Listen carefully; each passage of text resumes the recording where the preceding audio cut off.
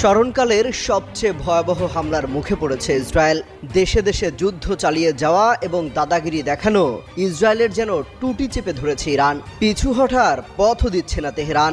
যুদ্ধের শুরুর দিকে ইসরায়েলের তেমন ক্ষয়ক্ষতির দৃশ্য জানা না গেলেও সময়ের সাথে সাথে বেরিয়ে আসছে হামলার ভয়াবহ চিত্র। যুক্তরাষ্ট্রের ছত্রছায়ায় ইসরায়েল একাই গোটা মধ্যপ্রাচ্যকে অশান্ত করে রেখেছিল। ফিলিস্তিনের পশ্চিম তীর, গাজা উপত্যকা, লেবানন, ইয়েমেন সব জায়গায় হামলা চালিয়ে যাচ্ছে তারা। এতদিন কেউ জোরালো আওয়াজ না তুললেও ইরান ঠিকই ছাই দিয়ে ধরেছে এবার।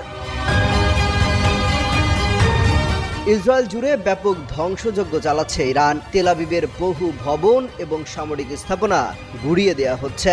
প্রতিদিনই ক্ষয়ক্ষতির চিত্র উঠে আসছে, এমনকি প্রাণহানির খবরও মিলছে। সেই সাথে ইরানের হয়ে হঠাৎ হামলা চালাচ্ছে ইয়েমেন, লেবাননের সশস্ত্র গোষ্ঠীগুলোও। ফলে দেশের ভেতরে ব্যাপক চাপে পড়েছেন ইসরায়েলের প্রধানমন্ত্রী বেনিয়ামিন নেতানিয়াহু।